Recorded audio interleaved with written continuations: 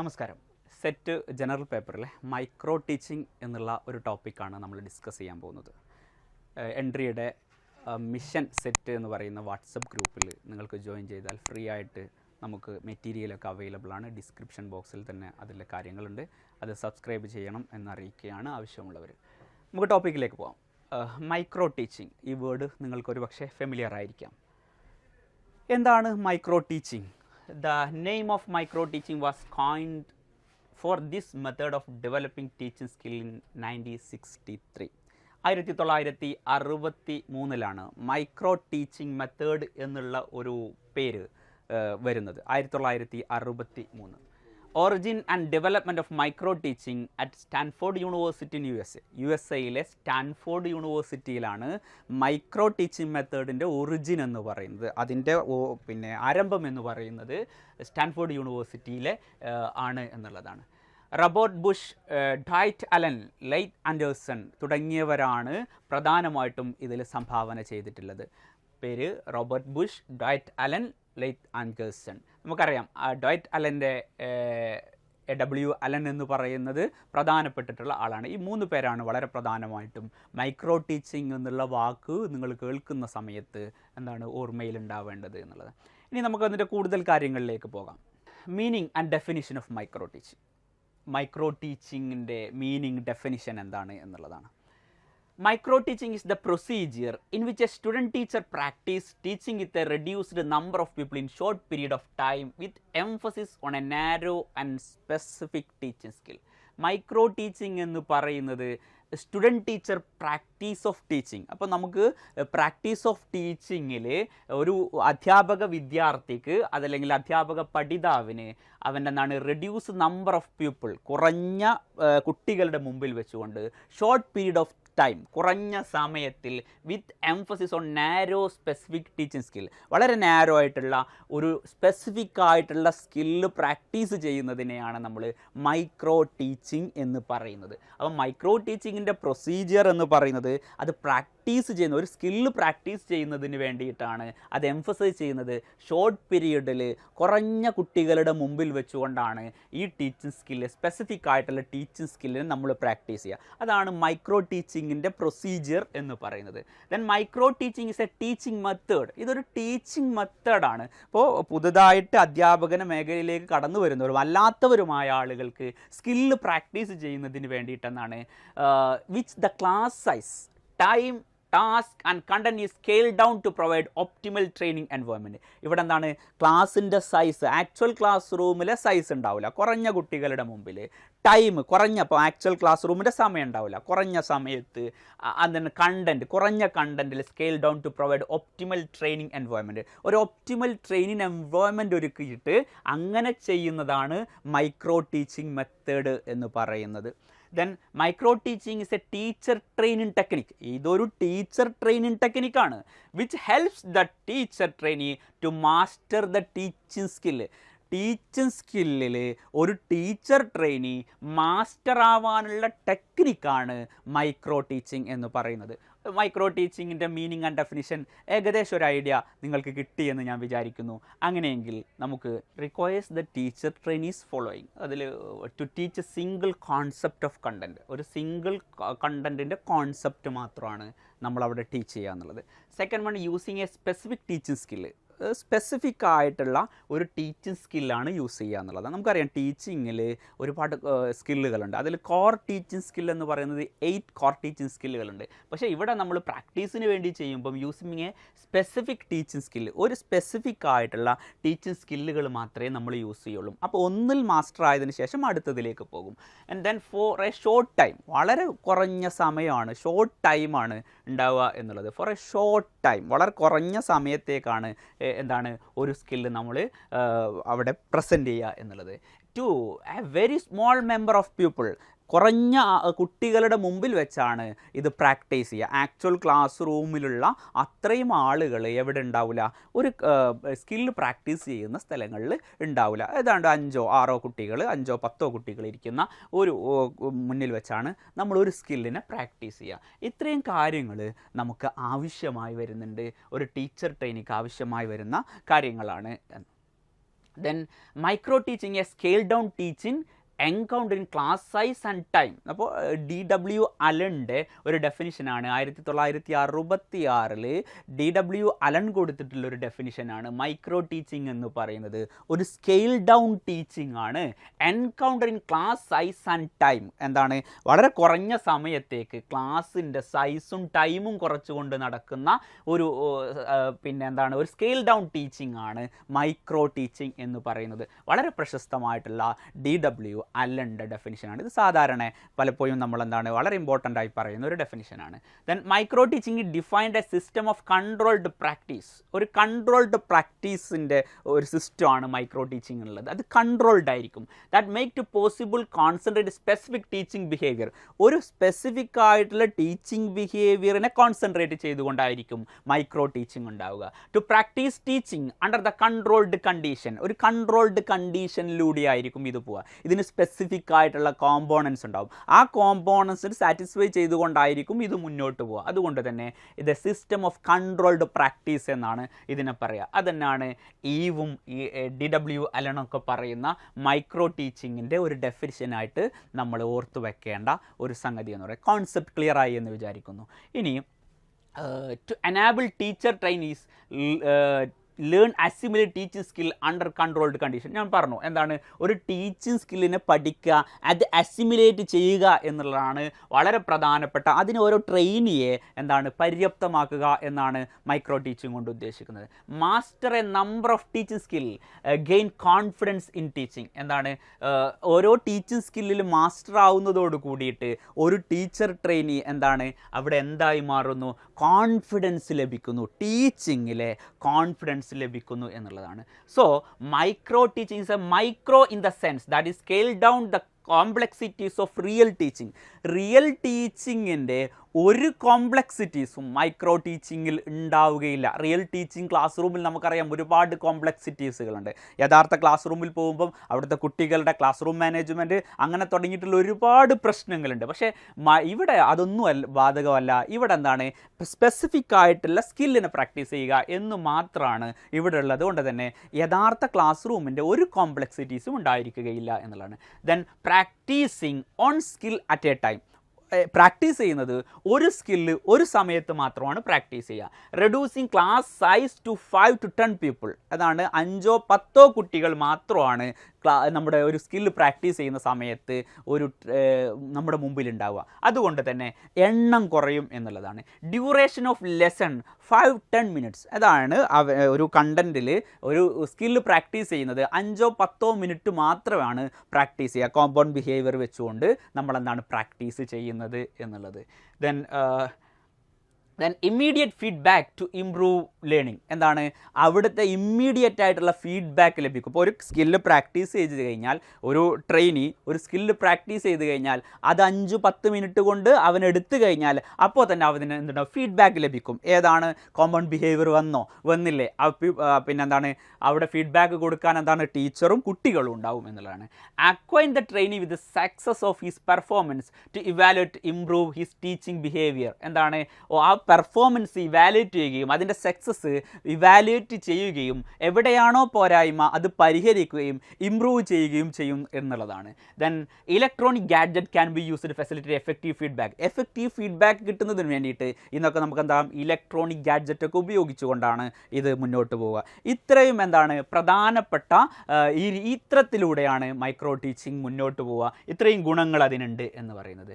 Then ഇനി നമുക്ക് എന്താണ് അതിൻ്റെ procedure of micro teaching. Micro ടീച്ചിങ്ങിൻ്റെ പ്രൊസീജിയർ എന്താണ് നമുക്ക് നോക്കാം. Knowledge acquisition phase. മൈക്രോ ടീച്ചിങ്ങിൻ്റെ ആദ്യത്തെ ഫേസ് എന്ന് പറയുന്നത് പ്രൊസീജിയർ എന്ന് പറയുന്നത് നോളജ് അക്വസിഷൻ ഫേസ് ആണ്. പ്രോ ആക്റ്റീവ് ഫേസ് എന്നാണ് അതിനെ പറയുക. എന്താണ് കണ്ടൻറ്റ് പഠിച്ചുകൊണ്ട് അത് ലെസൺ പ്ലാൻ എഴുതുന്ന ഒരു പീരീഡ്. പ്രോ ആക്റ്റീവ് ഫേസ് അത് ലെസൺ പ്ലാൻ എഴുതിക്കൊണ്ട് എന്താണ് സ്കിൽ മാസ്റ്റർ ആവുന്നതിന് വേണ്ടിയിട്ട് എഴുതിക്കൊണ്ടിരുന്ന പ്രോ ആക്റ്റീവ് ഫേസ് എന്നാണ് പറയുക. Then knowledge acquisition phase, second one skill acquisition phase. രണ്ടാമത് ആ കണ്ടന്റിനെ വന്നുകൊണ്ട് ആ സ്കില്ല് അവൻ എന്താണ് ഇൻട്രാക്റ്റീവ് ഫേസ്. അവൻ എന്താണ് 5-10 കുട്ടികളുടെ മുമ്പിൽ വന്നുകൊണ്ട് അതെന്താവുന്നു പ്രാക്ടീസ് ചെയ്യുന്നു, അതല്ലെങ്കിൽ ക്ലാസ് എടുക്കുന്നു. Then transfer phase. മൂന്നാമതാണ് post active phase. Transfer phase എന്നാണ് നമ്മൾ പറയുക. എന്താ ട്രാൻസ്ഫർ ഫേസ്? ക്ലാസ് എടുത്തതിന് ശേഷം കിട്ടുന്ന ഫീഡ്ബാക്ക്. ആ ഫീഡ്ബാക്ക് അനുസരിച്ച് അവൻ എന്താണ് പോരായ്മകൾ തിരുത്തിക്കൊണ്ട് ഇവാലുവേറ്റ് ചെയ്തതുകൊണ്ട് പോകുന്ന ഒരു ഫേസ് ആണ് ട്രാൻസ്ഫർ ഫേസ് എന്ന് പറയുന്നത്. ഇങ്ങനെ എന്താണ് knowledge acquisition phase, skill acquisition phase, transfer phase. ഈ 3 ഫേസിലൂടെയാണ് മൈക്രോ ടീച്ചിങ്ങിൻ്റെ പ്രൊസീജിയർ കടന്നു പോകുന്നത്. Then steps of micro teaching. എന്താണ് മൈക്രോ ടീച്ചിങ്ങിൻ്റെ സ്റ്റെപ്പ് എന്ന് പറയുന്നത്? Step 1, particular skill to be practised the explain to the teacher trainee in terms of the purpose components of the skill with suitable examples. ആദ്യത്തെ phase എന്ന് പറയുന്നത് particular skill practised, particular ആയിട്ടുള്ള ഒരു സ്കില്ലിൻ്റെ പ്രാക്ടീസാണ്. Teacher trainees to terms purpose, അതിൻ്റെ purpose എന്താണ്, അതിൻ്റെ കോമ്പോണൻറ്റ് ബിഹേവിയർ എന്താണ്, ആ സ്കില്ലിൻ്റെ കോമ്പൗണ്ട് ബിഹേവിയർ എന്താണെന്ന് പറഞ്ഞുകൊണ്ട് സ്യൂട്ടബിൾ എക്സാമ്പിൾ കൊടുത്തുകൊണ്ട് അത് എക്സ്പ്ലെയിൻ ചെയ്ത് പ്രാക്ടീസ് ചെയ്യുന്ന പർട്ടിക്കുലർ സ്കില്ലിലേക്ക് കടക്കുന്നതാണ് സ്റ്റെപ്പ് 1 എന്ന് പറയുന്നത്. Step 2, the teacher trainee give the demonstration of the skill micro teaching simulated condition to the teacher trainees. Teacher ട്രെയിനീസിൻ്റെ മുമ്പിൽ വെച്ചുകൊണ്ട് അവൻ നേരത്തെ ഉണ്ടാക്കിയിട്ടുള്ള ഈ സ്യൂട്ടബിളായ എക്സാമ്പിൾ വെച്ചുകൊണ്ട് ലെസൺ പ്ലാൻ വെച്ചുകൊണ്ട് അവൻ ക്ലാസ് റൂമിൽ അതല്ലെങ്കിൽ എന്താണ് ടീച്ചർ ട്രെയിനീസിന് മുമ്പിൽ ക്ലാസ് എടുക്കുന്നു. അതാണ് രണ്ടാമത്തെ ഫേസ്. മൂന്നാമത്തെ ഫേസ് എന്ന് പറയുന്നത് teacher trainee plan short lesson plan the basis of demonstrated skill four practice. അവൻ എന്താണ് അങ്ങനത്തെ ഒരു സംഗതി പ്രാക്ടീസ് ചെയ്യുന്നു. Then fourth step, the teacher trainee teach the lesson to small group of people. His lesson supervisor and peers. എന്താണ് teacher trainee teach ചെയ്യുന്നു small ഗ്രൂപ്പിൻ്റെ മുമ്പിൽ വെച്ചുകൊണ്ട് സൂപ്പർവൈസ് ടീച്ചർ എന്താകുന്നു അത് കാണുകയും പിയേഴ്സ് എന്താണ് അതിലെന്തെങ്കിലും പോരായ്മകളുണ്ടെങ്കിൽ പറയുകയും ചെയ്യും. Then on the basis of the observation lesson, the supervisor give feedback, teacher trainee, supervisor reinforce that instance of effective use of skill, draws attention of the teacher to be point where they could not well. അവിടെ supervisor അതല്ലെങ്കിൽ Pierce evaluate ചെയ്യുന്നത് എന്താണ് ഓരോ കോമ്പൗണ്ട്സും evaluate ചെയ്യുകയും അത് വെല്ലാണെങ്കിൽ വെല്ല്, നന്നായി ആണെങ്കിൽ നന്നായി എന്നും മെച്ചപ്പെടുത്തേണ്ടത് എന്നും പറയുകയും അങ്ങനെ ഒരു ഇവാലുവേഷൻ കൊടുക്കുകയും ചെയ്യുകയാണ് 5ാമത്തെ സ്റ്റെപ്പ്.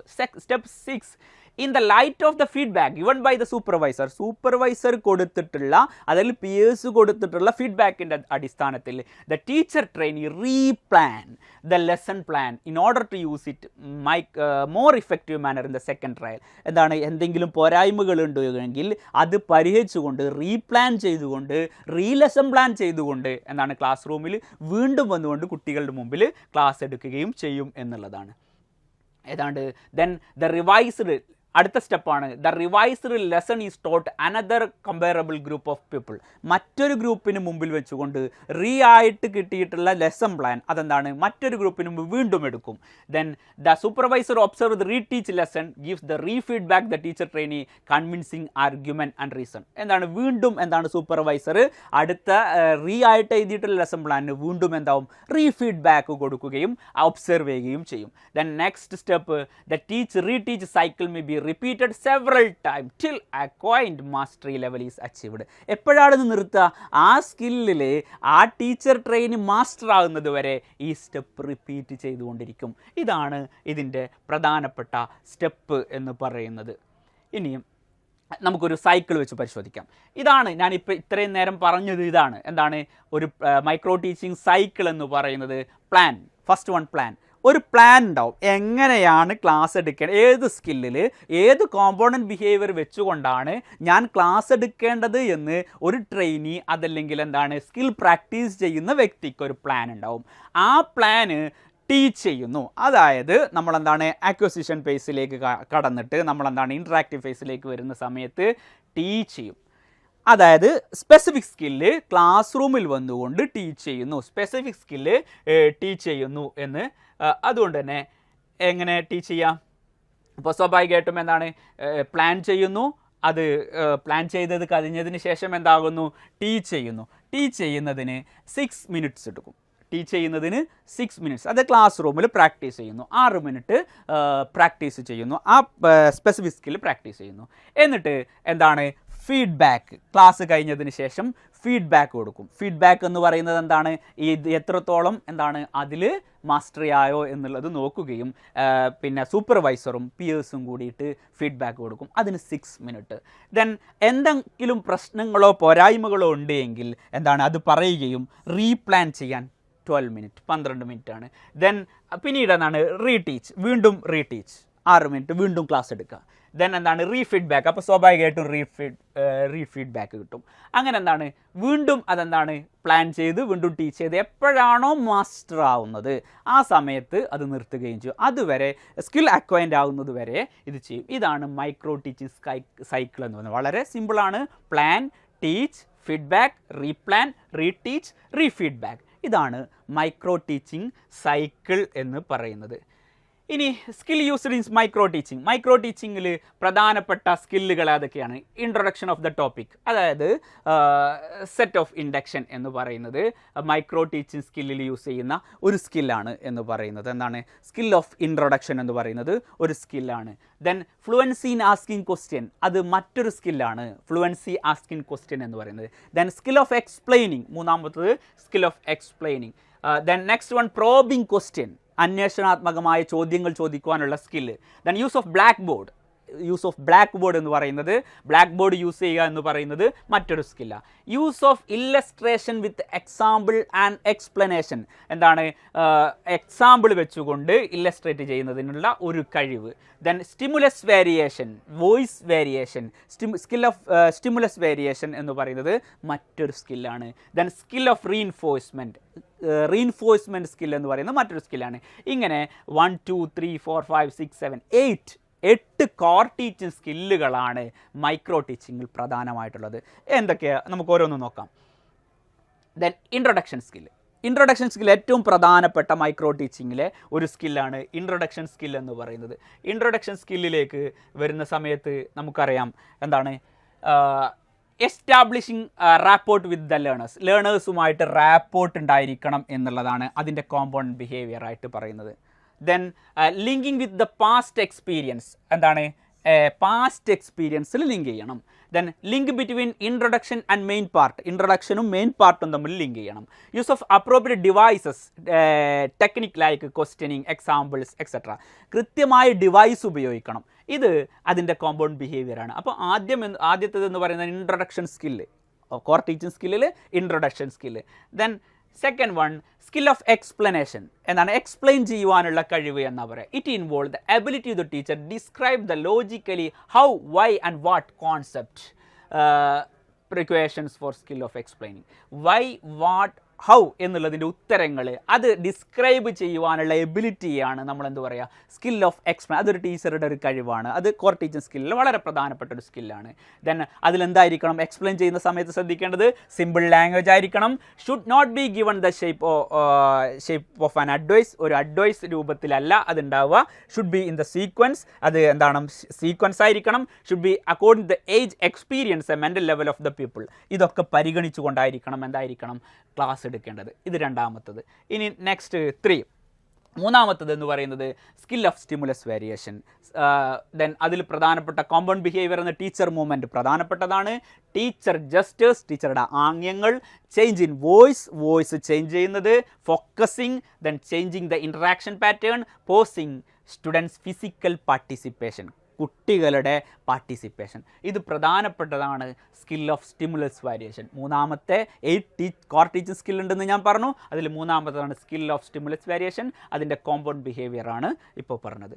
ഇനി അടുത്ത സ്കില്ലാണ് സ്കിൽ ഓഫ് പ്രോബിംഗ് ക്വസ്റ്റ്യൻ. അന്വേഷണാത്മകമായ ചോദ്യങ്ങൾ, ത്രോട്ട് പ്രൊവോക്കിംഗ് ആയ ചോദ്യങ്ങൾ ചോദിക്കുവാനുള്ള കഴിവെന്ന് പറയുന്നത് അത് മൈക്രോ ടീച്ചിങ്ങിലെ വളരെ പ്രധാനപ്പെട്ട ഒരു കോർ ടീച്ചിങ് സ്കില്ലാണ്. Probing question are those which help the people to think depth various aspect of the problem. ഒരു പ്രോബ്ലത്തെ വളരെ ഡെപ്തിൽ ചിന്തിക്കാൻ പര്യാപ്തമാവുന്ന തരത്തിലേക്ക് ചോദ്യങ്ങൾ ചോദിക്കുക. Then by asking such question again the teacher make the people more thoughtful. അങ്ങനെ ഓരോ ചോദ്യത്തിനും എന്താണ് തോട്ട്ഫുൾ ആക്കുക, കുട്ടികളുടെ ചിന്തോദ്ദീപകമാക്കുന്ന തരത്തിലേക്ക് ക്ലാസ് എടുക്കാൻ കഴിയുക. Enable the people understand subject deeply. എന്താണ് കുട്ടികൾക്ക് വളരെ ഡീപ്പായിട്ട് ഓരോ കണ്ടന്റിനെയും എന്താണ് അണ്ടർസ്റ്റാൻഡ് ചെയ്യിക്കാൻ സഹായിക്കുന്ന തരത്തിലേക്ക് കൊണ്ടുവരിക കൊണ്ടുവരിക. ഇതാണ് എന്താണ് സ്കിൽ ഓഫ് പ്രോബിംഗ് ക്വസ്റ്റ്യൻ എന്ന് പറയുന്ന 4ാമത്തെ കോർ ടീച്ചിങ് സ്കിൽ എന്ന് പറയുന്നത്. Then 5th fluency in asking question. വളരെ ഫ്ലുവൻ്റായിട്ട് ചോദ്യങ്ങൾ ചോദിക്കാനുള്ള കഴിവെന്ന് പറയുന്നത് മൈക്രോ ടീച്ചിങ്ങിലെ 5ാമത്തെ കോർ ടീച്ചിങ് സ്കില്ലാണ്. അതിൻ്റെ കോമ്പോണൻറ്റ് ബിഹേവിയർ എന്ന് പറയുന്നത് സ്ട്രക്ചറിങ്. വളരെ സ്ട്രക്ചേർഡ് ആയിട്ടായിരിക്കണം നമ്മൾ ചോദിക്കേണ്ടത്. റെലവൻറ്റ് ചോദ്യങ്ങളാവണം. എന്താണ് റെലവൻ്റ് ആയിരിക്കണം ചോദിക്കുന്നത്. Then question delivery, question deliver ചെയ്യാൻ കഴിയുക എന്ന് പറയുന്നത്. ഓഡിബിലിറ്റി, കേൾക്കണം. Then provoking question, thought provoke ചെയ്യുന്ന ക്വസ്റ്റ്യൻ, ചിന്തിക്കാൻ പറ്റുന്ന തരത്തിലുള്ള ക്വസ്റ്റ്യൻ ആവണം. ഡെവലപ്പിംഗ് നേച്ചർ, ഒന്നിൽ നിന്ന് ഒന്നിലേക്ക് ഡെവലപ്പ് ചെയ്യുന്ന നേച്ചറാണ് ഫ്ലുവൻസി ആസ്കിംഗ് ക്വസ്റ്റ്യനിൽ ഉണ്ടാവുക. 6th one skill of blackboard. എന്താണ് ബ്ലാക്ക് ബോർഡ് യൂസ് ചെയ്യാനുള്ള കഴിവെന്ന് പറയുന്നത്. കോമ്പോണൻറ്റ് ബിഹേവിയർ ബ്ലാക്ക് ബോർഡിൻ്റെ legibility, size and alignment. Then highlighting main പോയിൻറ്റിനെ ഹൈലൈറ്റ് ചെയ്യണം. Utilisation of the space use ചെയ്യാൻ കഴിയണം. ബ്ലാക്ക് ബോർഡ് സമ്മറി ഉണ്ടാവണം. കറക്റ്റ്നെസ്, കൃത്യമായി എഴുതണം. Position of the teacher.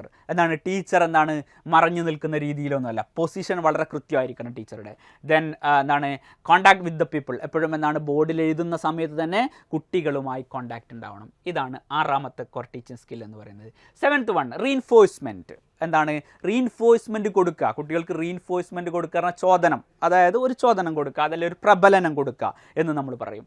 Positive verbal reinforcement, positive non verbal reinforcement, negative verbal reinforcement, negative non verbal reinforcement, extra verbal quiz.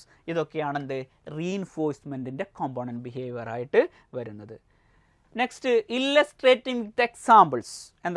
കൃത്യമായി example സഹിതം illustrate ചെയ്യാൻ കഴിയുക എന്ന് പറയുന്നത് ഒരു കോർ ടീച്ചിങ് സ്കില്ലാണ്. അതിൽ വരുന്ന കാര്യങ്ങളാണ് കോമ്പൗണ്ട് ബിഹേവിയർ ആണ്, റെലവൻറ്റ് എക്സാമ്പിൾ, കൃത്യമായ എക്സാമ്പിൾ കൊടുക്കാൻ കഴിയുക. ഒരു എന്താണോ നമ്മൾ എടുക്കുന്ന ടോപ്പിക്ക് അതിന് കൃത്യമായ എക്സാമ്പിൾ കൊടുക്കാൻ കഴിയുക. സിമ്പിൾ എക്സാമ്പിൾ, വളരെ സിമ്പിളായിട്ടുള്ള എക്സാമ്പിൾ കൊടുക്കുക. ഇൻട്രസ്റ്റിംഗ് എക്സാമ്പിൾ, കുട്ടികൾക്ക് ഇൻട്രസ്റ്റിംഗ് ആവണം എന്ന് പറയുന്നത്. യൂസിങ് അപ്രോപ്രിയേറ്റ് മീഡിയ, കൃത്യമായ മീഡിയ ഉപയോഗിച്ചുകൊണ്ട് എല്ലാ തരത്തിലുള്ള മീഡിയയും ഉപയോഗിക്കാം. Making use of inductive and deductive approach.